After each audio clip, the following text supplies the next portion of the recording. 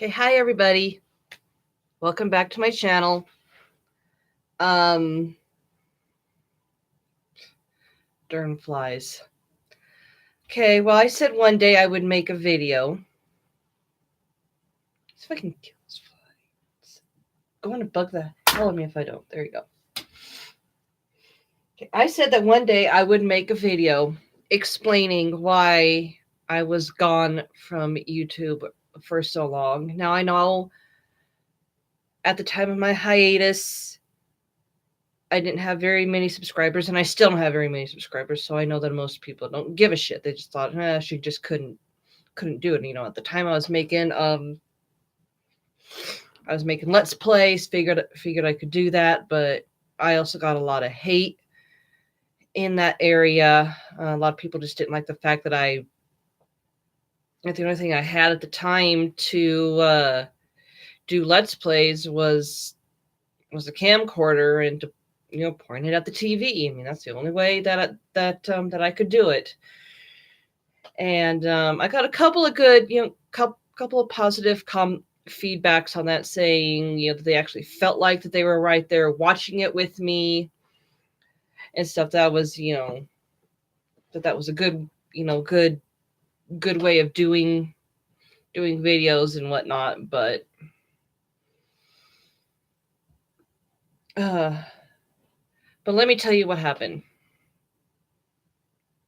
2012 rolled in. Everything was going great. That was my 10-year anniversary with my husband. We were supposed to be going to Holland that summer for our 10-year anniversary because we never really had a honeymoon. So we figured that, that we would just, take a nice long 2 or 3 week vacation to Holland. We had 4 kids. And so we were trying to figure, okay, because we wanted to go in like either June or July. So we were trying to figure out, okay, what are we going to do? Who's going to watch the kids? Because we're going to be gone for like almost a month. Which my brother-in-law said, yes, I will take them. And you guys, just go for however long you want to go, because he knew we never had a honeymoon. And he knew that it was important for us to reconnect, as husband and wife. Because sometimes you just feel the need to reconnect with each other. My God, these damn flies! I swear, living out in the country sucks. And so, and I also remembered that it was a battle to try and figure out what to do.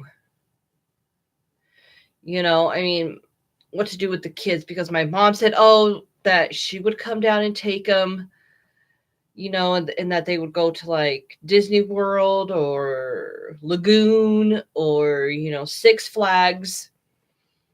For those guys that don't know, Lagoon is another amusement park. It's by Salt Lake City in Utah. And, at that time, my kids were still fairly young, and I just didn't want them going to an amusement park that young. Because I remember when I was little, I got lost in Lagoon. And I remember how scared I was and crying when my dad finally found me. But, so I didn't want my kids to experience that. I didn't want my kids to, experience being lost in a great big huge amusement park. So I had to tell my mom, no, I'm sorry. You cannot take the kids around. We're going to be gone for about 2 or 3 weeks. It's, my brother-in-law said that he would be more than happy to take them. And at that time, he just lived down the road from us. So, so I said, it's nothing big. If they need anything from home, they can just easily run right back up the street here. If there are days, and we would, like I said, we were going to do this during the summer, so we wouldn't have to worry about my brother-in-law getting them ready for school. So, So the reason that I chose him, A, because he lived down the road from us, and B, because, I mean, that's mainly, I think that was mainly the big thing. There was no B. It was just he lived down the road, and if there was anything that the kids needed from home, he could just run up here with a couple of them, grab what they needed, and they could easily just I told him if they ever get bored at your house, they could just easily come up to our house, play for a little while, then come back down to your house. You guys could stay the night at our house for a couple nights for a while. We're guys like, we didn't care. It's my brother-in-law. It's my brother and sister-in-law. I love them to death. And I still love them to death to this day. But as the time grew closer, the only thing we could get accomplished for the trip was our passports. And we couldn't get the money raised. We couldn't get the money saved in time. So regrettable. So we, just felt bad that we couldn't go. So I ended up getting a job at the local hospital at the city here. I was a dietary aide. I started working there June, into May, beginning of June. And I had a lot of fun working there. And in September of 2012, I was doing my dietary aid duties. I was delivering room trays to a couple of people who didn't want to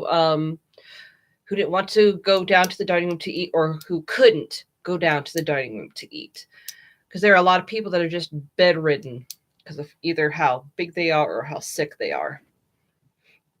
And I was delivering room trays, and this one lady, as I was setting up her meal, because at the long-term care facility that I worked at, it was a dietary aide's job to set up the meal, to make sure that the resident had everything that they needed.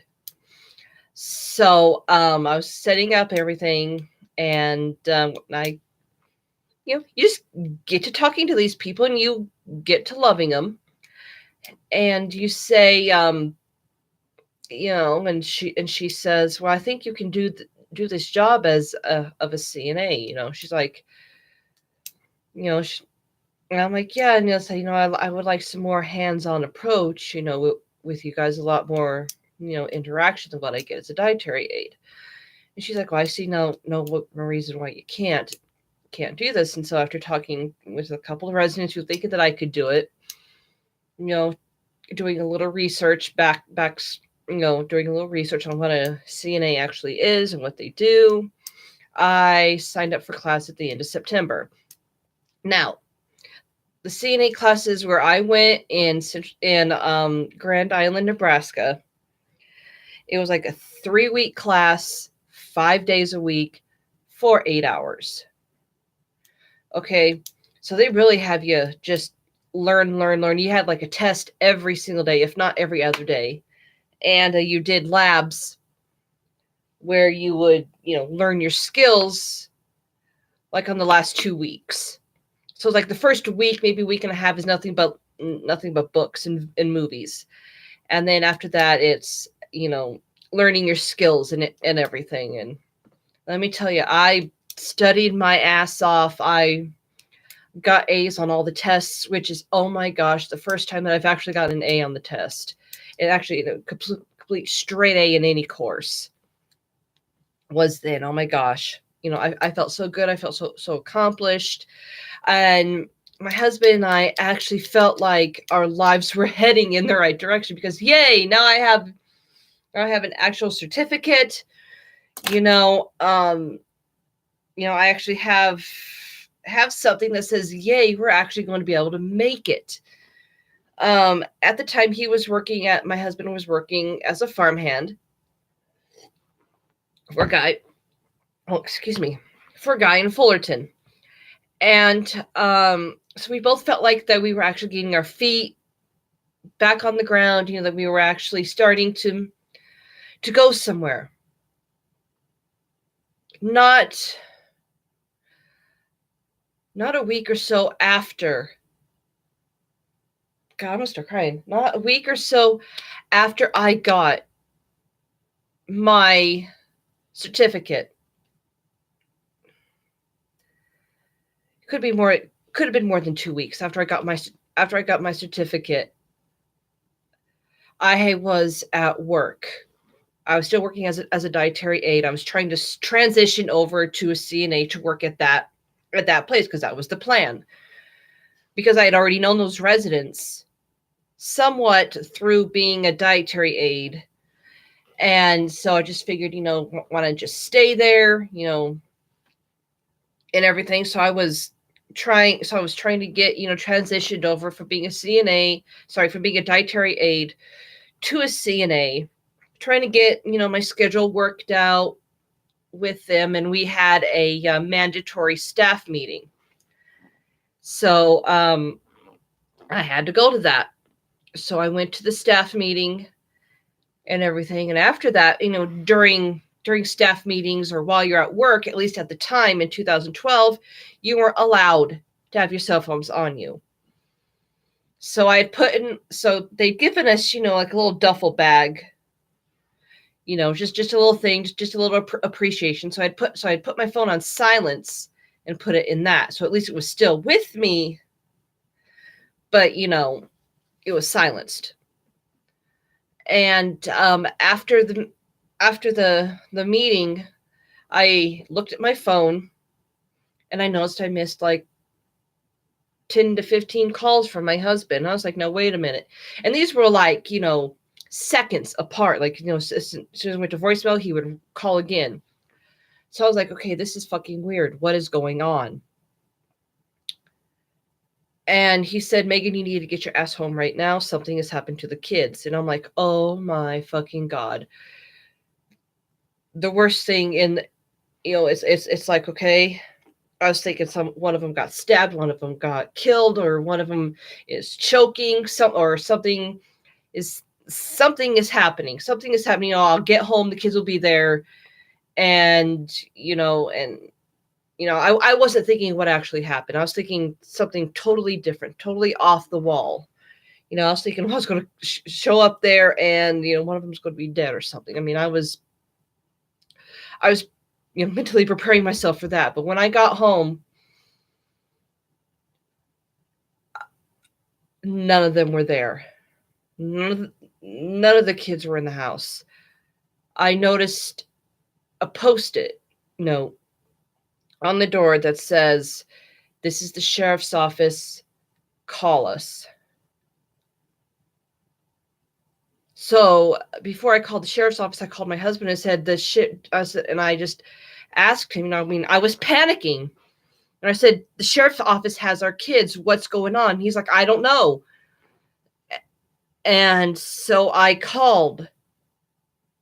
I called the sheriff's number. They said, well, we have your kids because one of them was claiming that they got abused. And I was like, who was claiming that they got abused? Who? Because I said, when I put them on the bus this morning, before I went to work, they all looked clean. They were spotless. They were clean.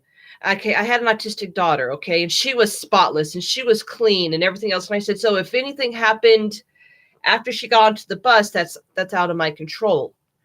If she gets dirty from sitting on the bus until she gets to school, that's not my fault. And I'm going to pause right there. I'm going to say that the year prior, my autistic daughter, I got in trouble because my autistic daughter would always be dirty by the time she got to school. And 100%, she was always clean by the time she got onto the bus. I bathed her at night and I bathed her in the morning just to make sure she was clean. Okay. Yes. Autistic kids do have trouble going to the bathroom. So I always made sure she had clean underwear on when she went to school. Okay. I always made sure she sat on the toilet before she got onto the bus and everything. Okay. So I made sure she was clean. Her hair was always done pretty. I just felt so fucking controlled by this school. Like, they were going to nitpick on every small detail. Like, if, like, I would, you know how you have flyaways in your hair? That's common. I felt like that, that if she even had a flyaway, the school would call and just bitch about that. So I was like, okay, what happened? What's going on? To the sheriff's office to bring you back. And she's and the sheriff said that that your autistic daughter has a bruise on her butt. And I was like, wait a minute, whoa, what do you mean she has a bruise on her butt? I was like, well, she has a bruise on her butt. She says that her dad spanked her. And I was like, okay.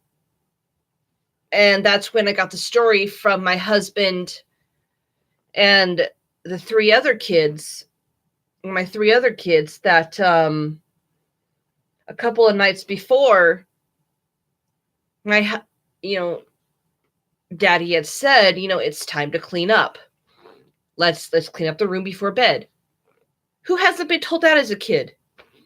And what had happened was that my autistic daughter had thrown a wooden block, about that, just a homemade wooden block that that their dad had made for them.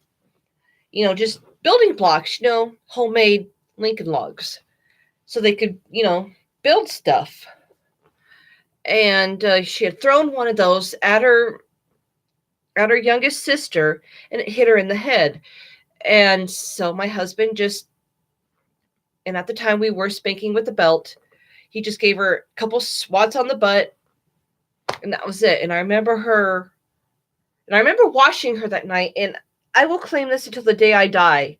I remember washing her that night and the next morning, and I do not remember seeing a bruise on her butt.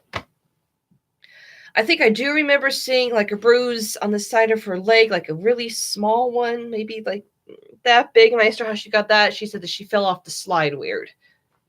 I've fallen off the slide weird too when I was a kid. So yeah, I mean, kids are kids, and kids will get bruises. And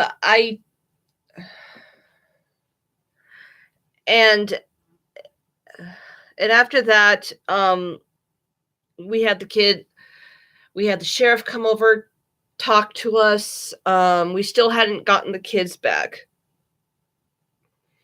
They were at a center in Grand Island Child Advocacy Center, where they were grilling them, talking to them about what happened, what their day-to-day life was like, and everything like that. And we finally got him back at about like 10 o'clock at night. But the thing was, to get him back was that my husband had to be kicked out of the house for the night. And he's like, no problem, I'll just go to my brother-in-law's house. And little did he know that his brother's house, my brother-in-law's house, it's his brother. He said, I'll just go to my brother's house. But little did he know that his brother wasn't home. I think they were during a church thing, or they just ran out to the store real fast. So they weren't home. And so what he ended up doing was, seeing as he had to be so many feet away, is that he just went basically up the road to we have a small church that's about 5 miles up the road here from us. And he just stayed there in our great big huge van that we had at the time. We had we still have it, 15 passenger van. We just don't use it anymore. And he just stayed the night in that. And he said it was a horrible night. The wind was blowing and everything. And the next day we had someone from CPS. And you guys are going to learn why I hate the CPS. We had someone from CPS come over, write down what we said and everything, and my dad has always told me from the time from the time I can remember, that if a cop talks to you or if someone, from the court talks to you, you keep your mouth shut, and you basically say, I plead the fifth, and I'm not talking to you until I have a lawyer present. Okay, very important thing to know. Never ever talk to anybody. Never talk to the CPS, the cops, anybody from the court system without a lawyer present, because they can turn anything that you say against you, and they will. It's part of your rights that they read you when you get handcuffed, when you get arrested. Anything you say can and will be used against you in a court of law. So I just knew to keep my mouth shut, and I wasn't talking to her, but my husband was doing a lot of the talking. And I think he just was digging himself a deeper and deeper hole the longer he went on talking to her. But at the time, we were very religious. We followed the Bible. The Bible says, if you spare the rod, you spoil the child. So, we were just going by what the Bible says. And it turned out to be, in my views, in my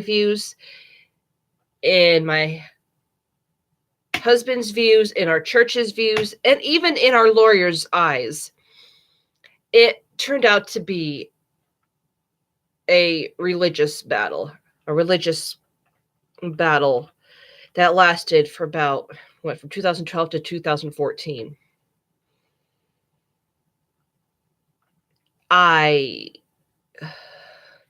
We had gotten the kids taken away again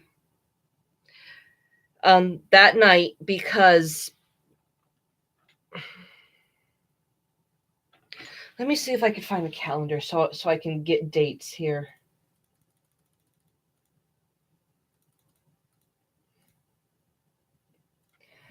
So I think this happened on the 15th of October, the first thing.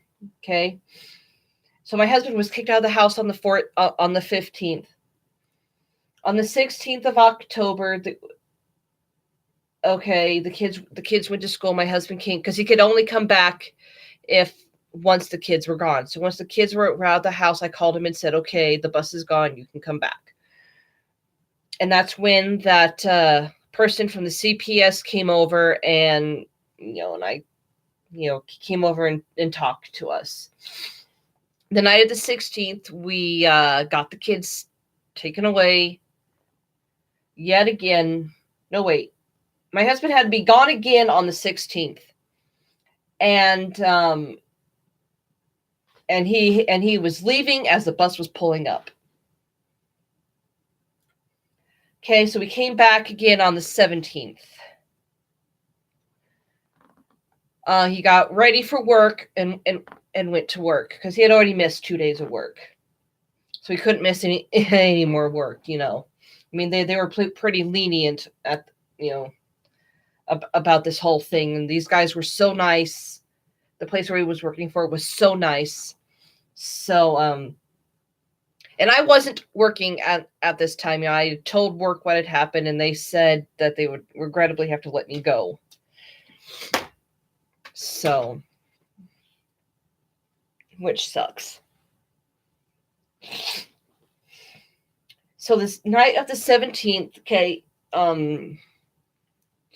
before my husband left, he'd given me, we were on food stamps, because I wasn't making enough money from working, and my husband wasn't making enough. So both of our combined incomes wasn't enough,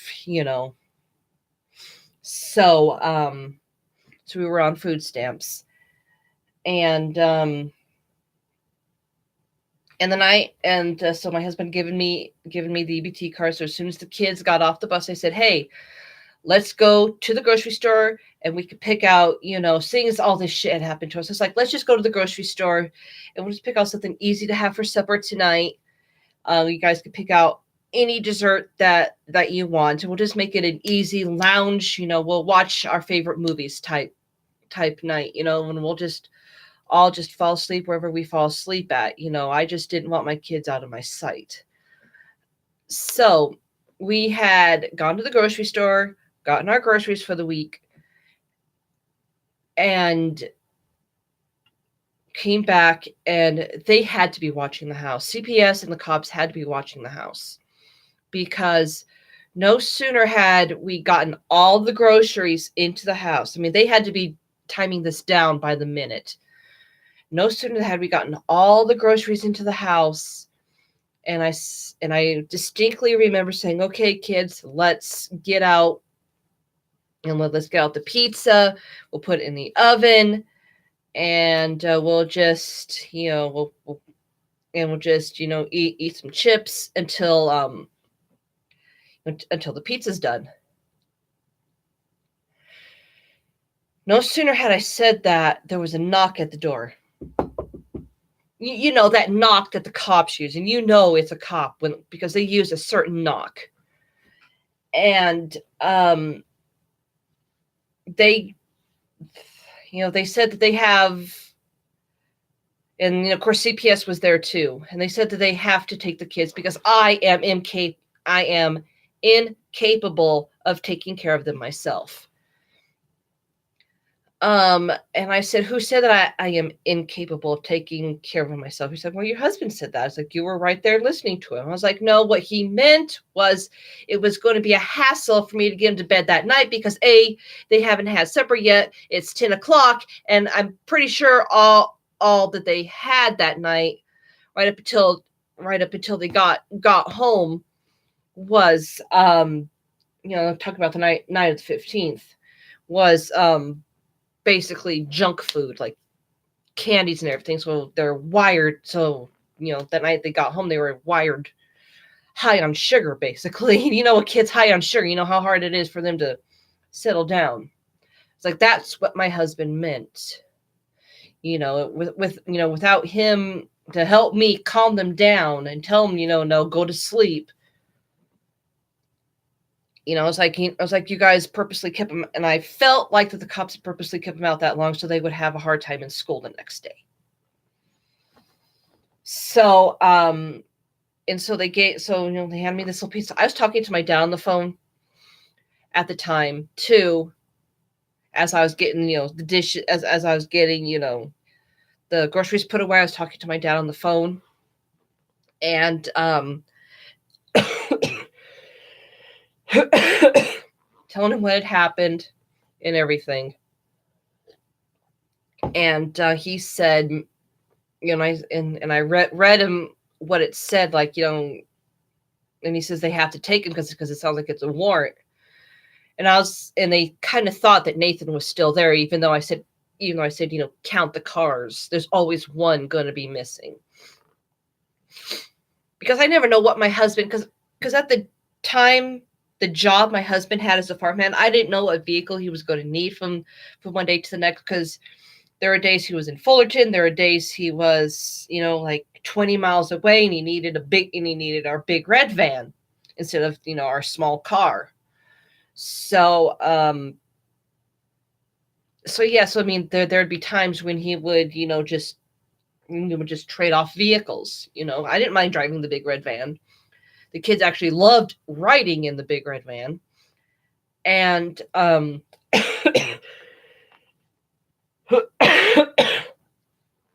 the night of the 17th, we got the kids taken away. My husband was actually at church meeting at that time. And I had chosen not to go because, well, he couldn't be in contact with the kids. So I had to miss out on church meeting that night. And so after the kids got taken away, I was talking to my dad the whole time. And I was like, "Look, Dad, I'm just driving in. I'm driving into Columbus. I'm going to be fine. Look, and it's really, and the wind is really blowing. I have the big red van, and it's like I really need to concentrate on driving." And I hung up from my dad, and he kept calling me back like every 5 minutes, like, "Dad, no, I cannot talk." I actually picked up the phone and said, "Dad, I cannot talk to you. The wind is really blowing. I am driving into Columbus to go to the church meeting and to tell my husband what had happened. So I hung up from him, put my phone on silence, and when my husband saw me there, and he's like, "You can't be here," I was like, "I can. The kids are gone. They took the kids." And everybody there at church was their jaws dropped. I mean, if jaws dropping actually made a sound, if your jaw could actually hit the floor like it does on cartoons, that's what everyone's jaw would have been doing, because we're nice people. We don't do anything wrong. I mean, we're just live by the Bible,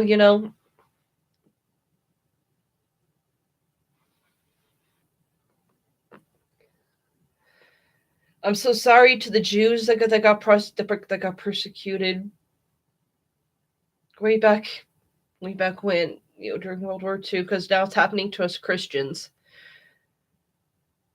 At least that's what I felt like was happening to us. I mean, and it took forever for us to, it took from October 17th, 2012, sorry, October 17th, 2012.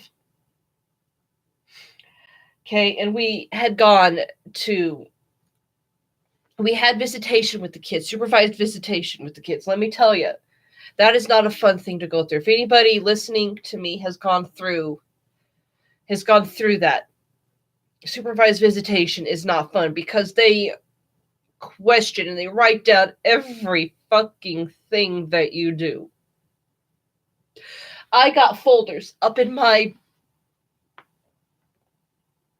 closet still, full of the documents that the people wrote.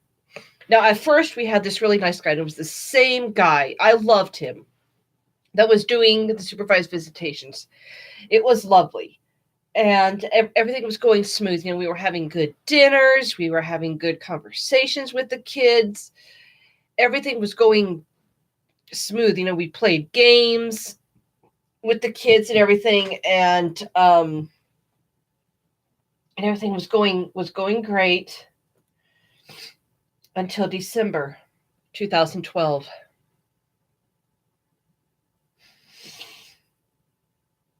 My husband, I was told that we could get the kids back, but only if my husband would be kicked out of the house yet again. My husband was kicked out of the house on December 26th, 2012, which was his birthday. Happy birthday to him, right? I told him it was only going to be like a month at most. And because that's what we were told. We were told, it was going to be about a month, maybe 6 weeks at the most. So I finally got the kids back in my custody, because remember, there's still wars at the state at this time, so custody I used loosely. At least they were back in my home before school started in 2013. So in January 2013, before school started, they were back with me, and we still had visits, supervised visits. My husband was the one who had the supervised visits. Damn flies. Certain days of the week. And everything was going great with this one guy until like mid-January. And remember when I told you they scrutinize everything you say? And everything is left up to interpretation of the person that is doing the visits. Well, this one day we had a gal do the supervised visits. It wasn't the guy. It was a gal. And we had taco salad for supper that night. Everybody loves taco salad except for my autistic daughter. And you know how you do with babies, you take, you take the fork or whatever, I think I got a fork right here. Yeah, you take the fork or the spoon, you just put a tiny bit on it and you go open. They open just a little. That's what I did with Danny. Sorry, I wasn't going to mention names. That's what I did with my autistic daughter. And I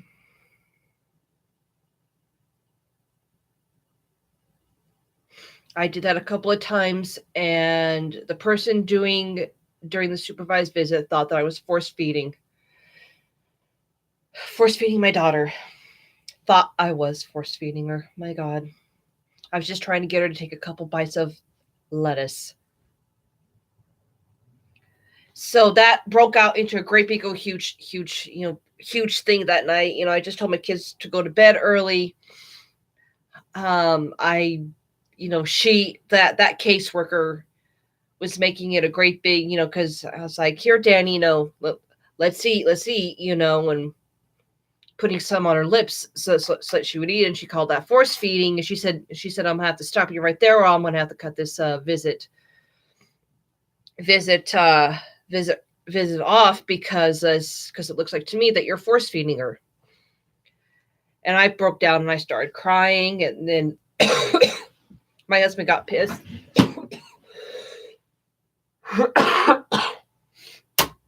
Because we never force fed our kids in our lives. And we were too afraid to act like our normal selves in front of these CPS workers and everything else. We were just too afraid to be ourselves. So of course we were going to get try to get our kids to eat when they were around. Because normally my viewpoint is if a kid's not going to eat, if a kid doesn't want to eat, you can't make them eat. So my viewpoint is let hunger win out. And so my husband got pissed, stormed out, stormed out of the dining room and into our bedroom and shut the door. And I was, left to try and calm Danny down.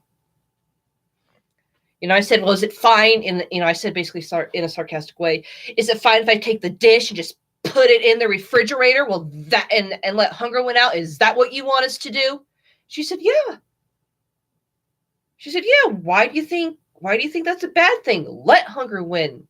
She'll eat it if she's hungry enough. And I was like, oh my fucking God. So I lost it. I started bawling. That, and that's when the caseworker basically turned into mother mode, like, oh, are you okay and everything, and whatnot. And I was like, no, because of what happened, I'm going to get my kids taken away again. She's like, no, you're not going to get your kids taken away again. My husband asked to read the report, and at first the CPS worker was like, no, I'm not allowed to let you read the report. And my husband said, no, before we started this, we were told that at any time during the visit, we could read the report you wrote. She's like, oh, okay. I think she just knew. She probably just didn't 100% know the rules by heart yet, So, and nothing like that had ever happened with the male guy, with the male CPS worker, that was over with, that had done the visits. It all started with her. And I remember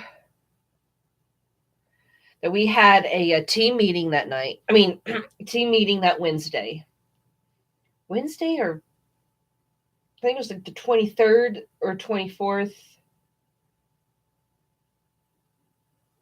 It was the 24th because I remember going to meeting. Because I remember going to church on Wednesday. So with the kids, no problem. I think I'd gone to, because my husband and I were alternating, because we could either go to church in Grand Island or we could go to church in Columbus. So we had to alternate which church, you know.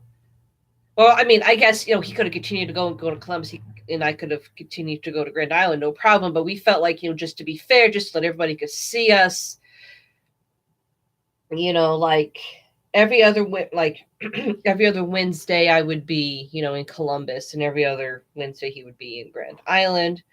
And then on Sundays we would just swap, again, if I was in Columbus on Wednesday, then I would be in Grand Island on Sunday, just so that people could could see us in everything, because we have a really tight church group. So we had a team meeting, if I remember correctly, it was on the 24th of January. And the team meeting went great until the very end, when the CPS worker told us, okay, she waited until the last 5 minutes of the team meeting to say this, and she's like, basically like it's nonchalant. She basically said it nonchalantly, like it was no big deal.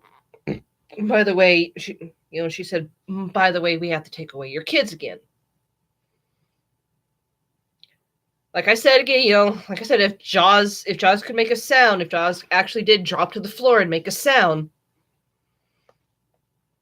again, that's what would have happened in that little room that we met in at the courthouse.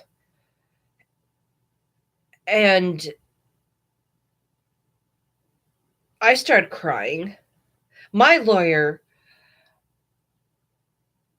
screamed at the CPS worker. My husband's lawyer screamed at the CPS worker.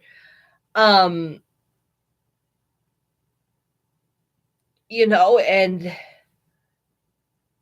so basically I was crying. My husband was trying to console me, and we had two lawyers screaming at the CPS worker saying, why? You do not, and basically my lawyer said, this is not how you do something. If you have something like this, then she said something like this needs to be talked about at first so that we could talk about it, not during the last 5 minutes of meeting. You did this on purpose. Why are you taking away the kids again? And at our meetings were at 2:00 in the afternoon, and they were supposed to be over by 3:00 at the latest, so we could get home. So we could have our so we could have our visitations. And I do not know why I'm coughing. So, because what it was that the CPS worker would pick up the kids from school and take them to our house. And we had decided on that way, just precaution-wise, just in case my husband happened to show up before the bus. And so, I mean, he just didn't want any bad thing happening. He wanted to show that he was on the up and up, that he was an okay person. He was a law-abiding citizen. And so my lawyer got pissed off. My husband's lawyer got pissed off. And the reason we had two separate lawyers, we never figured that out. They never told us why they always give us two separate lawyers. I always had a girl lawyer. At the time, my husband had a boy lawyer. I do not know why it works out like that. Why, married couple, unless we said, no, we want one, I guess, but these two lawyers, they worked together as one team, as a team with each other, because they knew that my husband and I were, like this on this case, because we knew in our hearts that nothing had gone wrong. And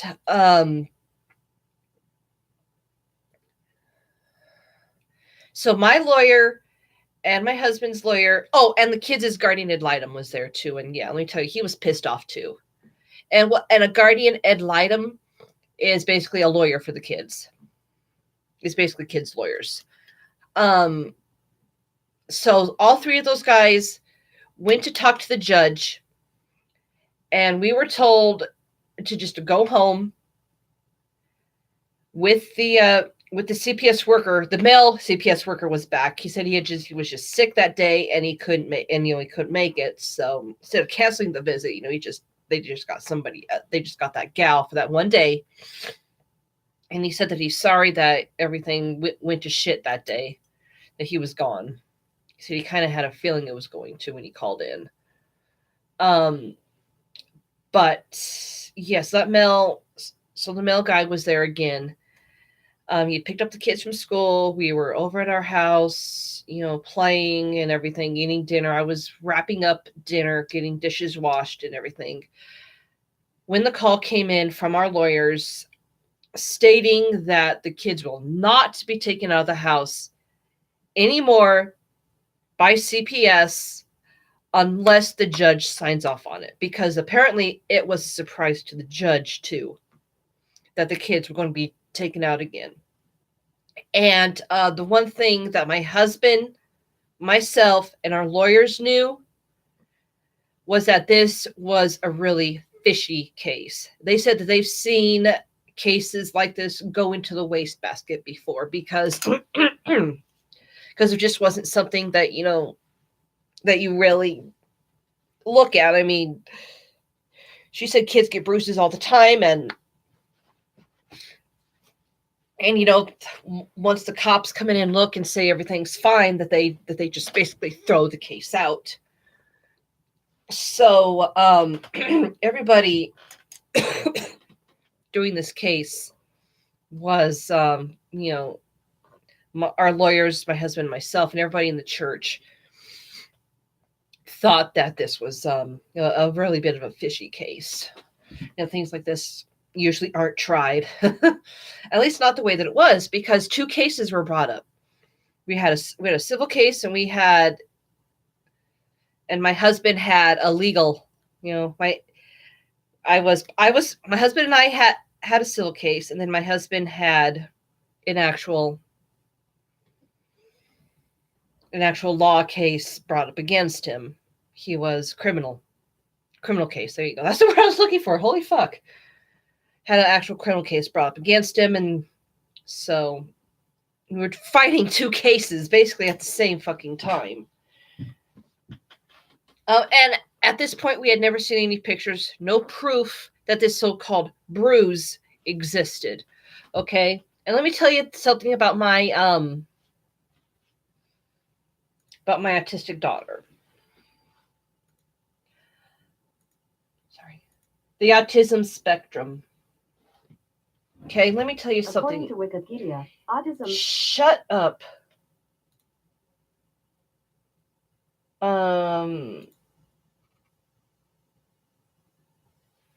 Okay, my autistic daughter has this one. Pervasive developmental disorder. That's the type of autism that she has. Pervasive developmental disorder. That's the kind of autism my autistic daughter has. It's called PDD-NOS. Okay, and NOS means not otherwise specified. So she was very high up there in the autism spectrum. She was a very smart autistic. So I'm thinking that she knew what was going on too. And as my husband's criminal case came, we're in 2000. I need my calendar again. God damn it.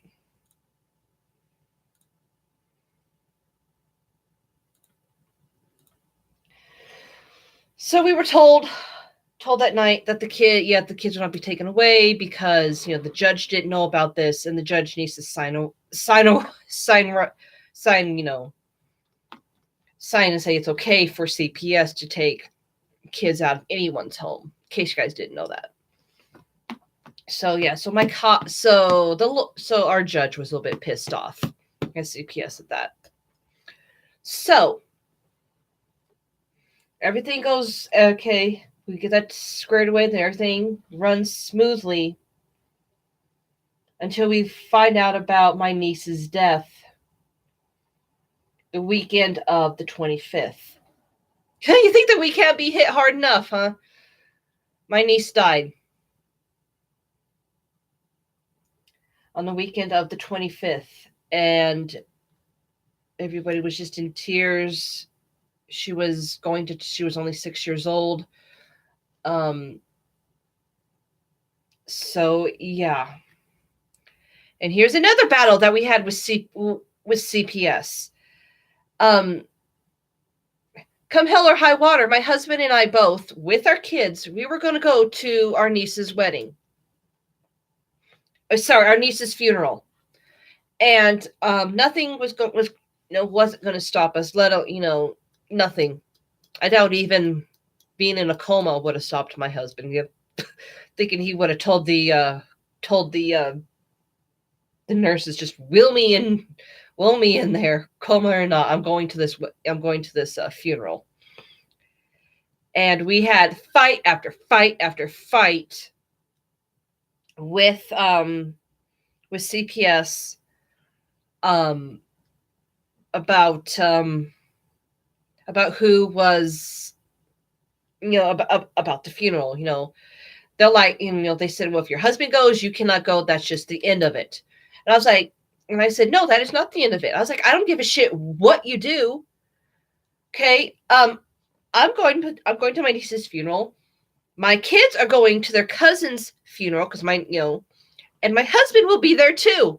So basically, what I wanted to say was, you can just stick a stick up your ass. You can just shove it. I wanted to tell her to go fuck off, but oh my God, they're basically trying to bar one of us from not going to the funeral. And I said, fine, what about this? What if one of you guys accompanies us? Will that be okay? And she said, and the people, and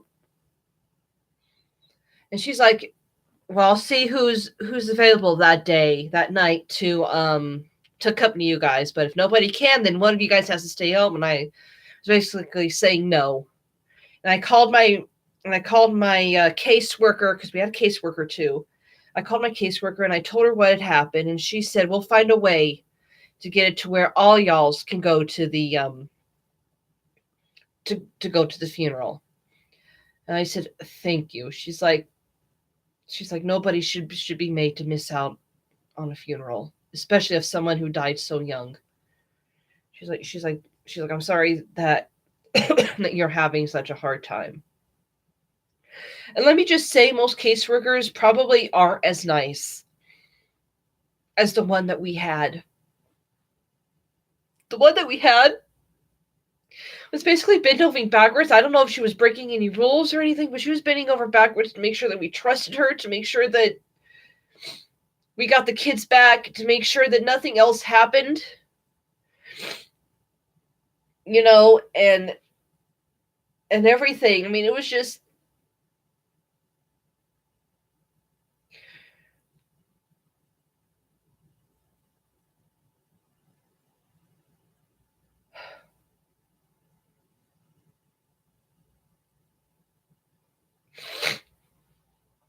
oh my God, that caseworker that we had, she was so lovely.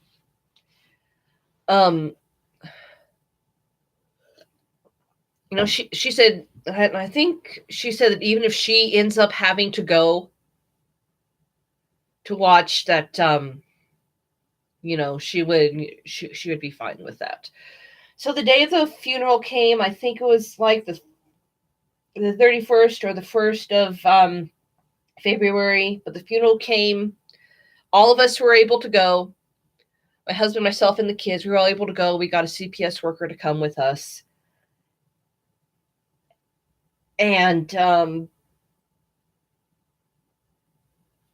think it was like I think the funeral was on a Saturday, the 2nd of February. And so yeah, everything, it was a nice funeral. We had to rent out a we had to rent out the fairgrounds in Aurora, Nebraska, to accommodate everybody that was going to be at the funeral. I'm gonna look it up.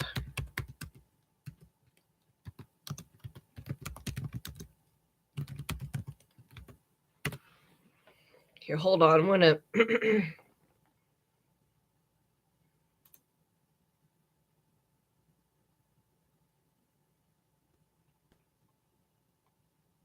Okay, right here.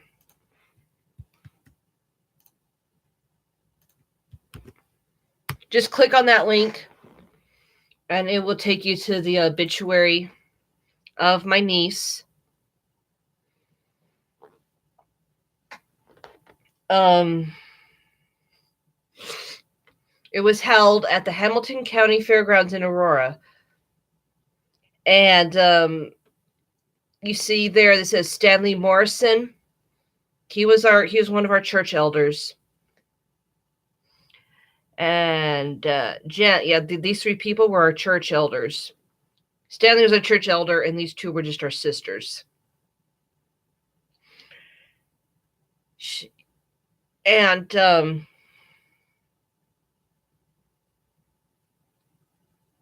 mean, seeing we had to rent out the fairgrounds in Aurora, I mean, you can see how big of a deal it was that she died. How many people she touched. She touched a lot of lives. So, and I knew, and my husband and I both knew that if one of us couldn't make it, and we just and I mean, like I said, nothing was going to stop us. We both were going to show up there. So, if CPS tried to show up there and try to take away the kids or try to arrest any of us during the funeral, there would be some, they'd have to get through a hell of a lot of people. Let me just say that. But nothing like that happened. Everything was fine at the funeral. And then, the visitations, we got the guy taken away because everything was going too smoothly with him.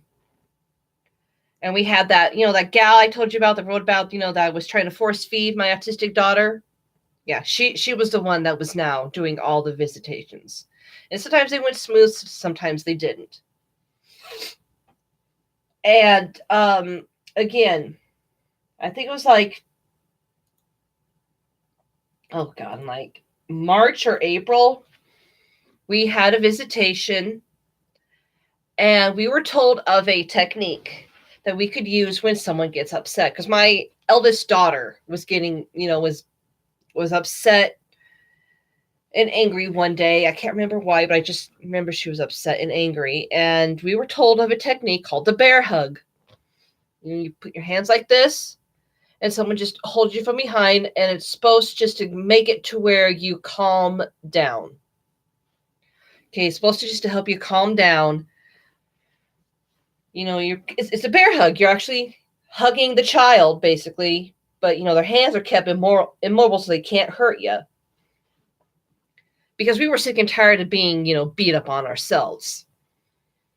And, because we basically expressed during our team meetings, why is it okay for our kids to abuse us, but we can't defend ourselves, basically. And so, knowing that those were valid concerns and everything, because, there is such thing as parental abuse. Kids do it all the time. That we were given that that bear hug to as a way of basically trying to control the situation, because the parents are supposed to be in control, and just try to get the kids calm down. So we'd used that a couple of times, and our county attorney saw that, and she didn't like that one bit. And so during our next team meeting, we were told that we were no longer allowed to use that. And we were like, no, wait, time out. We had learned that from the CPS worker. So you're telling me that, that the CPS worker who is there, who is supposed to be helping us learn new parenting techniques. That's what I think about new parenting techniques. To deal with our kids isn't going to fly in the court system, because these are CPS approved techniques. And our lawyers were basically, just, like, oh, well, I didn't know you learned that from the CPS worker. And I don't think our county attorney, okay, I'm going to say her name. You guys can go and hunt her down and burn her house down. Fuck care. I don't give a shit. Her name is Linnell Homolka. She lives in Central City. She has 2 kids and she's married. I know that much for a fact. And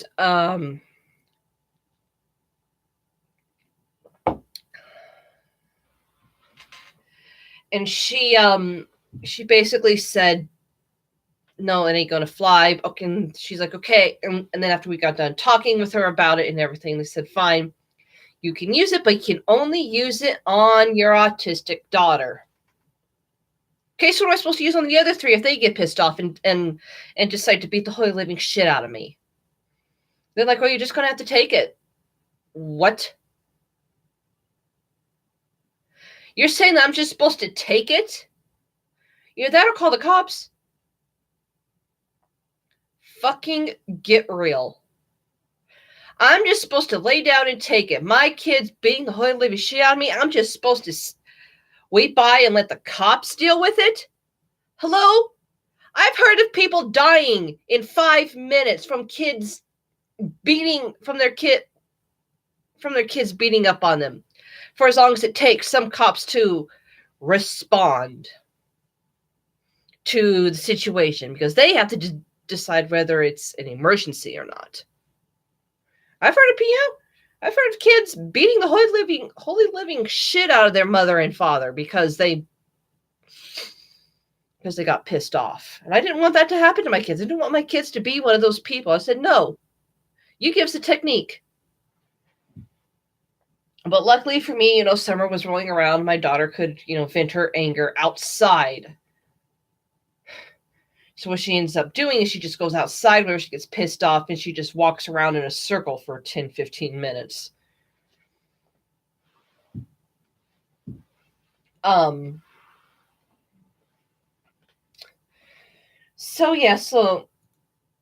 then our civil case gets handled and gets dealt with. Okay, and then comes,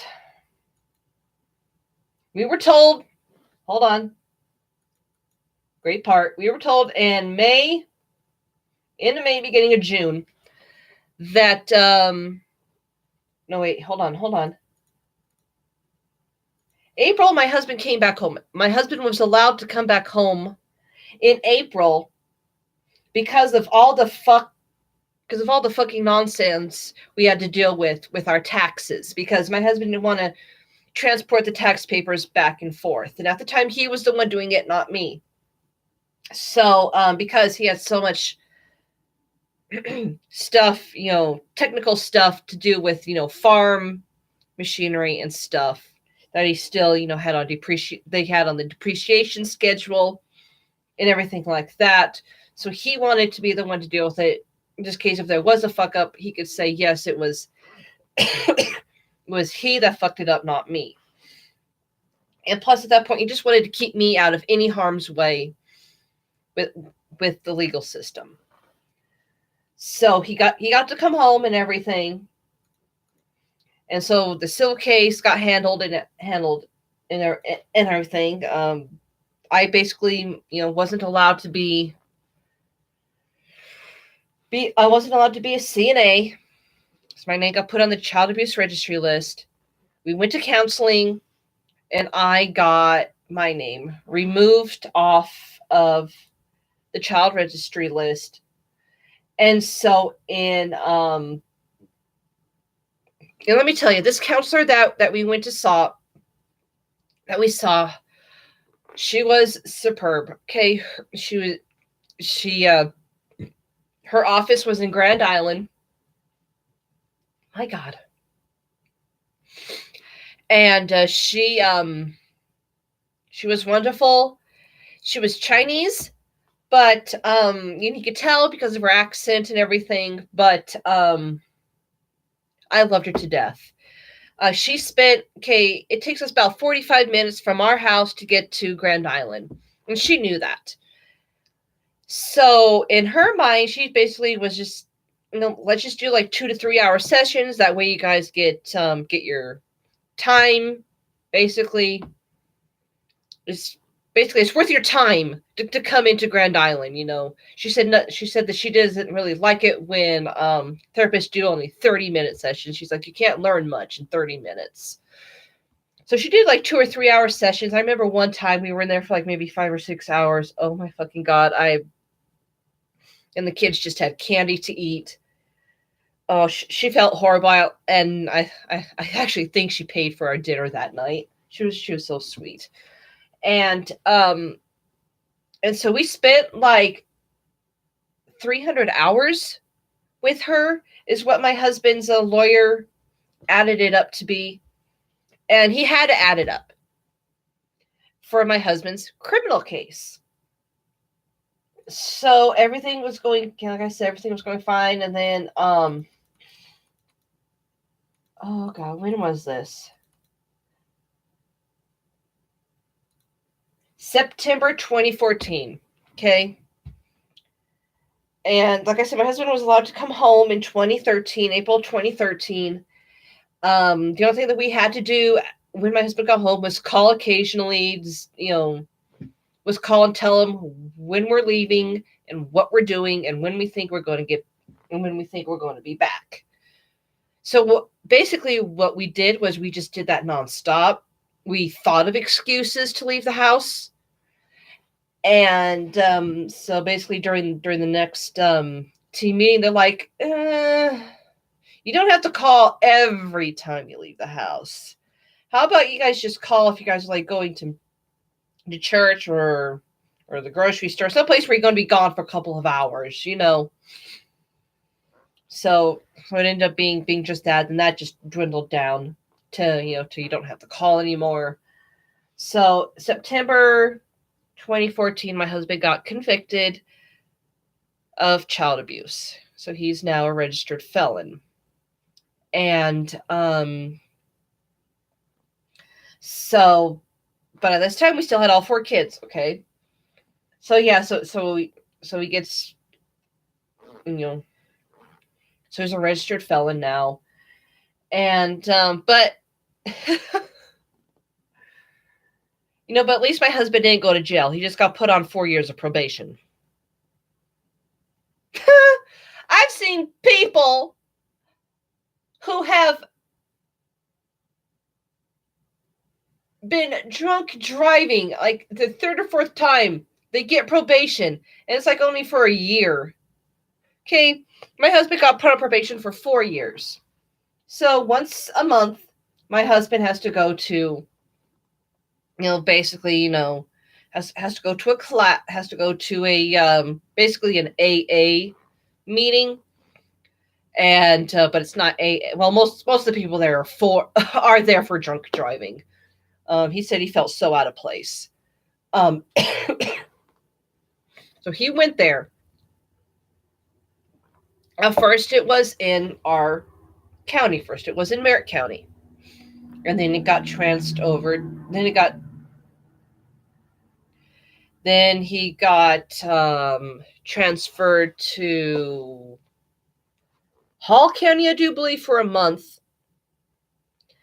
And then he got transferred to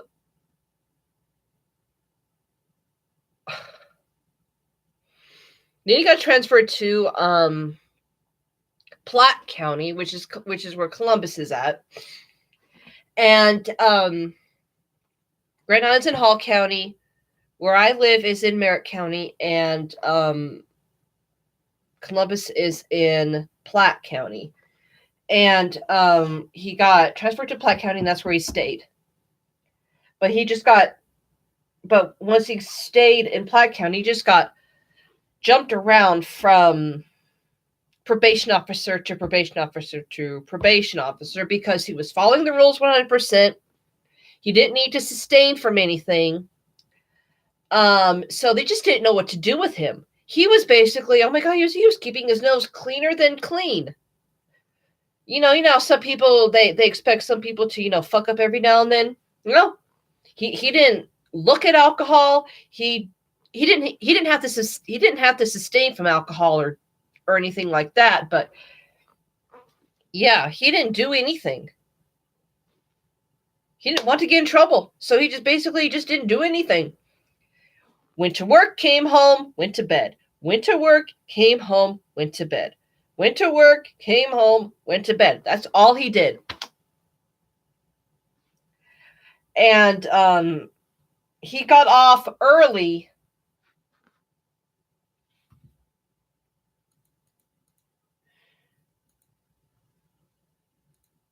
Okay, he got put on in 14, 15, 16, 17. He got off of it last year. Oh my fucking God.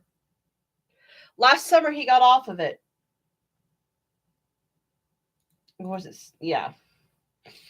He got off of it summer last year.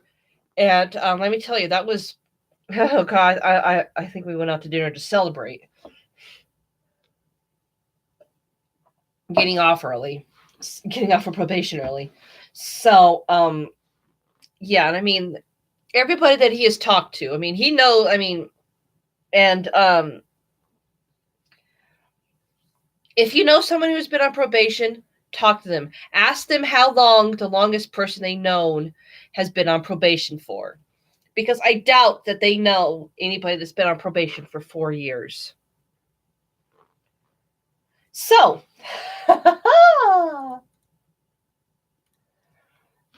March 2015. My husband got convicted as being a felon September 2014. So October, November, December, January, February, March. I should have known that this wasn't going to last. I should have known that something bad was going to happen. I should have known.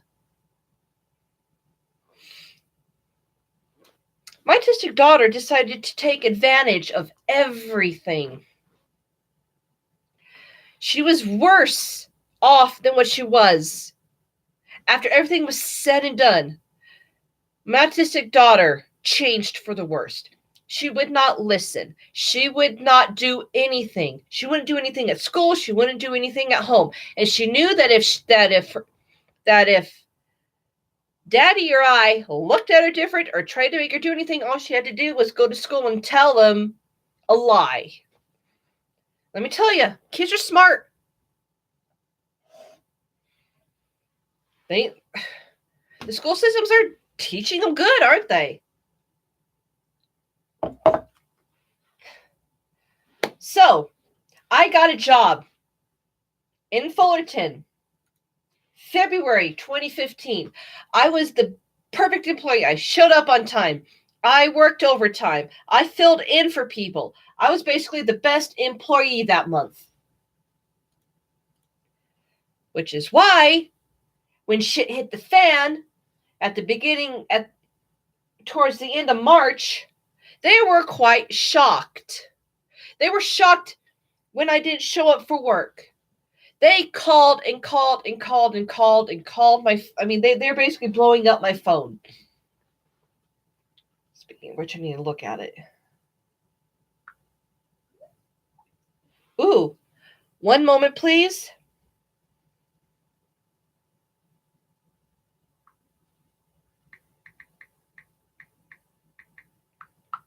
Someone is interested in my Divergent books that I've had for sale for like months. For like a year or so. But, so March 2015 rolls around and, my husband was going to his probation meetings And we had just gotten back from our we acquired or forced therapy session. And they didn't know, the therapist didn't know what to talk about. We didn't know what to talk about. The court didn't know what they wanted the therapist to talk to us about. So basically it was just a waste of fucking time. So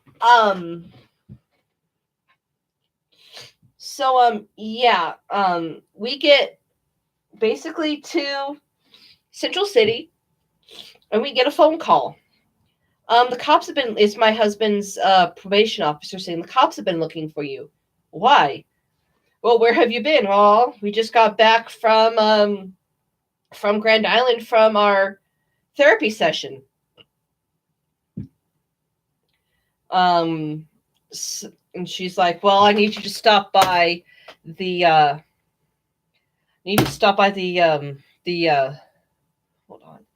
I need you to stop by the sheriff's office and talk to them. And he's like, okay. Our autistic daughter had told her school, her teachers, that my husband here over the weekend had hit her so hard upside the head that she got dizzy and fell down and hit her head again.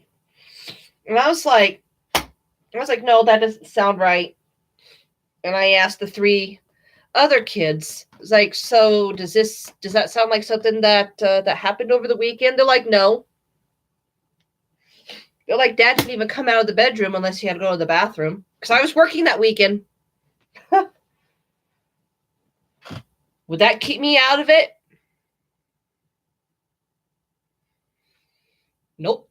My husband and I both had our separate lawyers again, and this time they were trying to keep us apart instead of them 2 working together.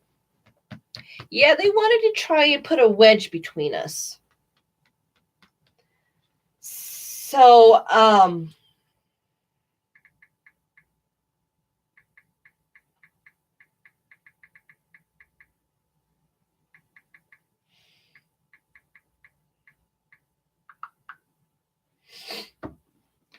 and so, yeah.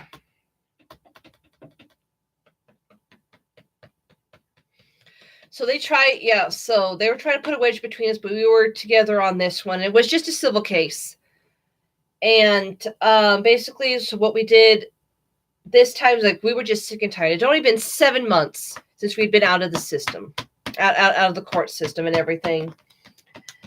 And we had basically just said, okay, fine, we're just going to give her up for adoption. I was in tears at the time, and I can say this easily now because I have talked to some people about it, but we gave her up for adoption. And I'm just going to let you guys know something because I rarely let anybody know this. When my autistic daughter was born, I just had this feeling that I wouldn't see her grow up. Now, I couldn't interpret what that meant. I didn't know if it meant that she was going to catch disease and die, if she was going to get into some kind of wreck and die with one of us. Or if it even meant that I was going to die. I just had a feeling that I wasn't going to see her, just her, grow up. So, and so when this happened, it just hit me like a sack of bricks. Like, oh my God, this is exactly what it means. And we had the same caseworker, and she was there again throughout the whole case. And she says that this one again sounded fishy. And I want to tell you this too, that My husband and I were basically pissed off to no end at CPS. We were pissed off to no end at the court system. And here's why. Because this was 2015. In 2014, my husband's cousin, second cousin actually, he had his kids taken away by CPS. I don't know if any of you guys that watch this are from Nebraska, but in Norfolk, Nebraska, there was a house that CPS went and visited that was just basically covered in cat shit, dog shit. There were farm animals living there, hens, roosters, goats. They found dead dogs wrapped up in blankets. There were kids there about 2 or 3 years old. They were walking around in poopy diapers that were about 3 or 4 days old. So, yes, he got his kids taken away, but he got them back a month later. He didn't have to go through anything that my husband and I went through. We told our lawyers that. And we said, why is it? And I want you guys to answer this one too. Why is it people like that have basically their house is basically filthy, disgusting. The cops were puking out on the lawn. They couldn't stand to be in that house. He had his kids taken away for about a month and got him back. It didn't even have to do anything. He didn't have any charges pressed against him or nothing. But the story I just told you about my husband and I, why do you think that is true? Why do you think that why do you think there are people like my husband's second cousin that don't have to go through the court system, that get their kids back in a month or two? No questions asked. But in our case, we went through the court system not once, but twice, two separate cases. And basically spent three years of our lives in the court system. Why? Our lawyers can't answer that. They do not know why some people go through the court system and it takes them, years to get their kids back, years for the court system to, years in the court system, like my husband and I, and why some people, like my husband's second cousin, only spend a month or two. They said it probably sometimes depends on the court system. They said it probably also depends on the lawyers, depends on the county attorney. And I was like, no, wait a minute. You're telling me if Linnell you're telling me that that because of where he lived, because he lived in Norfolk at the time, that it was basically okay for him to treat his kids like that, for him to have a dirty, filthy house, for him to basically just be a fuck up. And she's like, well, my lawyer's like, well, you live in Madison County, I guess, because Norfolk's in Madison County. And I was like, well, that doesn't fit right. That doesn't seem right. Nathan and I are basically here. My husband's name is Nathan. Nathan and I are basically here just trying to get by the seat of our pants, and we get in trouble for sneezing wrong. And my husband's second cousin can basically just flip off the whole system and nothing can happen. Okay, why? I'm going to leave you with that. And you guys answer that down in the comment section below. Why are some people allowed to continue to abuse their fucking children, while people like my husband and I, who do not abuse our children, basically get run through the ringer? We get thrown under the bus, whatever analogy you want to use. Why? Okay, the bad people just get to go scot-free, and the good people are the ones that are supposed to be made an example of. And I have seen this. You can look it up in YouTube too. Just look up CPAs. Sorry. CPS cases. There are many, many cases out there where people who have done nothing get their kids taken away forever. My husband and I were lucky to get our kids back. Now, we had to give our autistic daughter up for adoption because apparently she didn't want to be living with us. But, I mean, so be it. I mean, at least I got, my 3 other kids. And that is something else. My sister has basically cut me totally out of her life. She hates my guts because I gave up my daughter for adoption. Well, you know what? You had your chance to adopt her. And so that got taken care of by, I wouldn't even say by May or June. We just got that done, over with. We didn't want to deal with it. We were sick and tired of being in the court system. We did not want anything done anymore. And we didn't want, again, to spend the next 3 or 4 years in court and have basically our kids grow up in the court system. Because my youngest daughter, as soon as she entered kindergarten, is when it happened for her. So kindergarten, first, second, third. I mean, come on. It's dumb. Now, I'm not saying that there aren't kids that deserve to be out of the house. There are abusive people out there who do not deserve their kids. But more times than not, they will get their kids back faster than good people. People who actually deserve to have kids.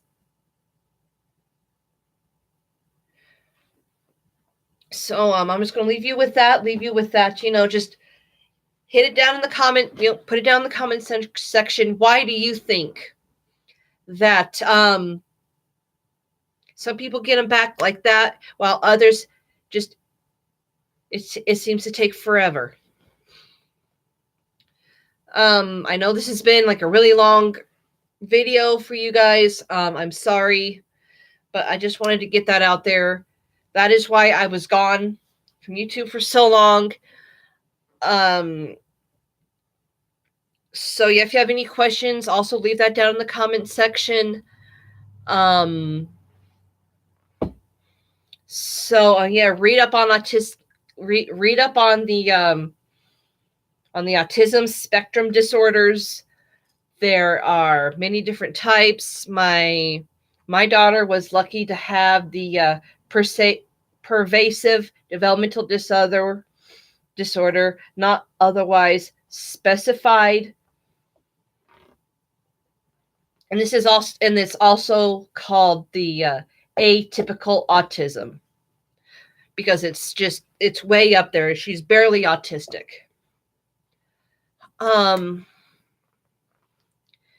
Yeah, I just wanted to get my story out there. Yeah, thank you guys for watching. I actually feel a lot better. So if you guys have any stories like that,